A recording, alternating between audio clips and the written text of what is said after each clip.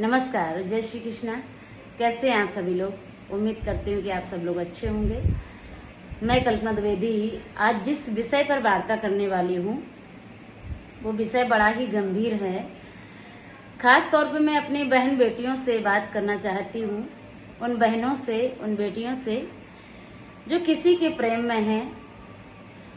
प्रेम करना कोई गुनाह नहीं है, प्रेम करिए, लेकिन ऐसा ना करिए जैसा आप कर रही हैं।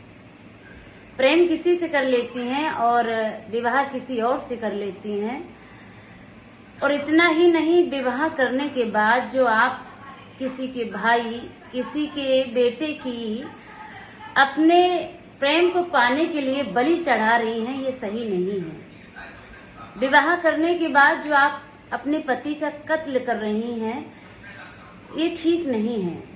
इससे हमारा समाज किस ओर बढ़ रहा है आप समझ नहीं सकते। हम अपनी संस्कृति, अपने संस्कार सब भूलते जा रहे हैं। बड़ी तकलीफ होती है। आपने तो अपना प्रेम पाने के लिए अपने पति का कत्ल कर दिया, लेकिन पूछिए उन बहनों से, उन माँओं से जिन्होंने अपना बेटा खोया है, अपना भाई खोया है। आपको जरा सा भी कष्ट नहीं होता है? आपके हाथ नहीं कांपते हैं उस समय जिस समय आप किसी के बेटे की हत्या करते हैं? मुझे बड़ी तकलीफ होती है ये सब सुनकर के कि हमारा समाज किस ओर बढ़ रहा है।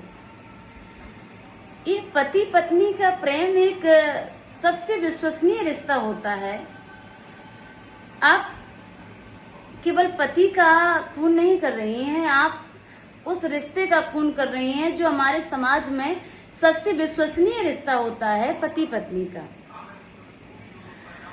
आज कुछ पंक्तियां मुझे मेरे भाई पदम जी की लिखी हुई याद आ गई हैं कि अब आशिकी का इस कदर जुनून देखिए, अब आशिकी का इस तरह जुनून देखिए कि बदनाम हो गया है हनीमून देखिए।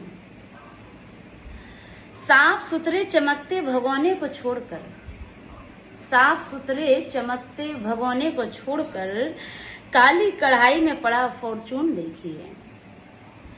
मुस्कान हो या सोनम, मुस्कान हो या सोनम, ये जिन पर मर मिटी, राहुल व राज जैसे कार्टून देखिए। मेहंदी की जगह खून से ही हाथ रंग लिए, मेहंदी की जगह खून से ही हाथ रंग लिए। पत्नी के हाथों पति का ही खून देखिए। पति देवता को छोड़कर चढ़ने लगे पदम, पति देवता को छोड़ करके चढ़ने लगे पदम। अब दानवों पर प्रेम के प्रसून देखिए, अब दानवों पर प्रेम के प्रसून देखिए। जय श्री कृष्ण।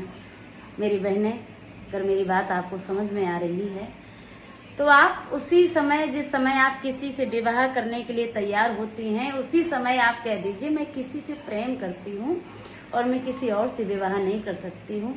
तो आपके केवल इतने शब्द से ही किसी की गोदी का या किसी के कलेजे का टुकड़ा बच जाएगा, किसी का भाई बच जाएगा। मैं निवेदन फिर सभी बहनों से कर रही हूँ कि कृपया इस बात को समझें और ऐसा न करें। धन्यवाद।